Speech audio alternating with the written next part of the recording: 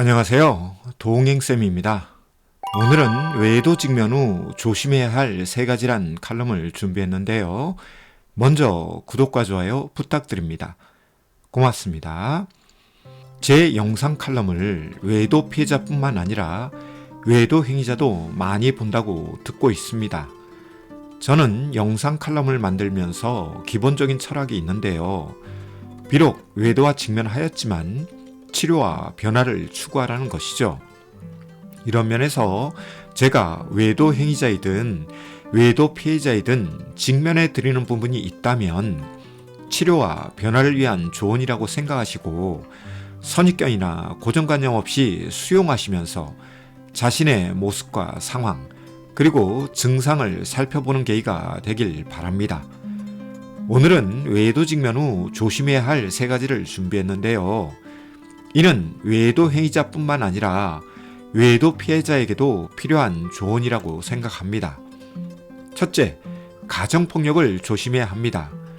외도 직면 후 부부에게는 가정폭력이 발생할 가능성이 높습니다. 대표적인 가정폭력으로 물리적 폭력이 있지만 이것 못지않게 많은 것은 언어적 폭력입니다. 이에 가스라이팅이라는 언어적 폭력이 일상화되는데요. 여기에는 외도 행위자뿐만 아니라 외도 피해자도 가담합니다. 그래서 외도 직면 후 가정폭력은 부부가 동시에 하는 경우가 많은데요. 이는 추가적 상처와 아픔을 만드는 과정이기에 조심해야 합니다. 한편 물리적 폭력과 언어적 폭력뿐만 아니라 경제적인 부분에서 압박과 고통을 주는 경제적 폭력, 상대방의 정서적 고통에 대해 무시나 무관심하는 정서적 폭력, 그리고 재산이나 기물을 부수는 등 재물 손괴의 폭력이 가정폭력 범주 안에 있는데요. 외도 직면 후 가정폭력까지 있게 되면 부부의 자존감과 신뢰감은 바닥으로 떨어지게 되고 이로 인하여 고통은 배가 되는 악순환이 일어납니다. 이에 부부가 가정폭력에 노출되지 않도록 조심해야 합니다. 둘째, 기약 없는 분거를 조심해야 합니다. 외도 직면 후 부부가 분거하는 경우가 잦습니다. 일단 꼴보기 싫은 배우자와 거리두기 하는 분거부터 이혼 전 단계로서 분거하는 경우도 있습니다. 또한 외도 행위자를 벌하기 위해 하는 분거도 있습니다.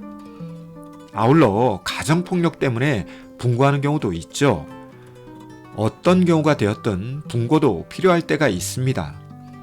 그런데요, 기약 없이 시작하는 분거는 부부의 삶을 파괴합니다. 그리고 기약 없는 분거의 위험성은 나중에 재결합할 경우 분거 기간 동안에 생긴 마음의 상처와 아픔 때문에 재결합이 제대로 이루어지지 않는 경우도 있습니다. 따라서 분거를 하지 말라는 것이 아니라 차후에 분거 기간을 조정하는 한이 있더라도 분거 기간을 미리 설정하고 분거하는 것이 좋습니다. 예를 들어 서로 성찰하고 감정을 식히며 상황을 냉철하게 바라보기 위해 3개월만 해본다든지, 비록 분거를 하지만 그동안 외도 관계를 정리하고 오프라인이나 온라인 연락을 할 경우 회피하거나 무시하지 않고 즉각적으로 응한다는 등 기본적인 규칙과 약속이 전제된 분거라면 외도 직면 후 분거의 의미와 효과가 있을 수 있으나 무작정 분거부터 하고 나서 나중에 기분이 좋아지거나 상황이 좋아지면 재결합하겠다는 것은 말처럼 쉽지 않습니다. 따라서 분거를 하더라도 기본적으로 시한을 정하고 시한이 종결될 즈음 진지하게 분거 기간 연장을 협의하는 것이 분거의 의미와 효과를 최대화하는 과정이 됩니다. 이런 점을 간과하지 마시고 외도 직면 후 분거할 경우 기본적인 규칙과 약속을 만드시고 지키시면 부부 사이에 허물어진 신뢰감은 다시 회복할 수 있습니다. 마지막으로 셋째, 치료를 거부하는 행위는 조심해야 합니다. 여기에는 외도 행위자가 치료를 거부하는 경우와 외도 피해자가 치료를 거부하는 경우가 있습니다. 외도 직면 후 약물 치료나 상담 치료를 거부하는 경우로는 외도 행위자들이 더 많다고 알려져 있지만 실상은 외도 피해자들이 더 많은 것 같습니다. 외도 피해자의 경우 자신은 잘못한 것이 없기에 약물 치료든 상담 치료든 받지 않겠다는 것인데요. 이는 자존감이 낮은 사람들의 태도와 자세라고 할 수 있죠. 왜냐하면 비상식적인 말씀을 하기 때문입니다. 몸과 마음이 아프고 괴로운데 치료를 거부한다는 것은 비상식적인 경우라고 말씀드릴 수 있습니다. 한편 자존감 이야기가 나와서 말씀드리는 것인데요. 자존감 낮은 사람들은 다른 사람들로부터 존중받지 못합니다. 다른 말로 설명하면 자신을 존중할 줄 아는 사람이 다른 사람들로부터 존중과 배려를 받을 수 있습니다. 왜냐하면 자신을 스스로 존중하지 않는 사람들은 존중과 배려하지 않기 때문이죠. 따라서 외도 직면 후 약물 치료나 상담 치료는 선택이기도 하지만 기본적으로 임해야 하는 과정이라고 말씀드립니다. 이는 몸이 아프면 병원 가는 것이 기본이듯이 마음이 아프면 정신건강과나 상담센터의 문을 두드리는 것이 기본이고 상식이며 지혜로운 선택이죠. 외도로 인한 마음의 상처는 묵히면 묵힐수록 상처의 고통과 아픔이 깊어지면 깊어졌지 결코 가벼워지거나 완화되지 않습니다. 그래서 저는 다음과 같은 주장을 합니다. 외도 직면 후 묵힌 시간만큼 치료의 시간이 걸린다고요. 실제로 외도 관련 전화 문의하는 분들 중에는 10년, 20년, 30년 배우자의 외도와 외도 상처를 묵힌 분들이 있죠.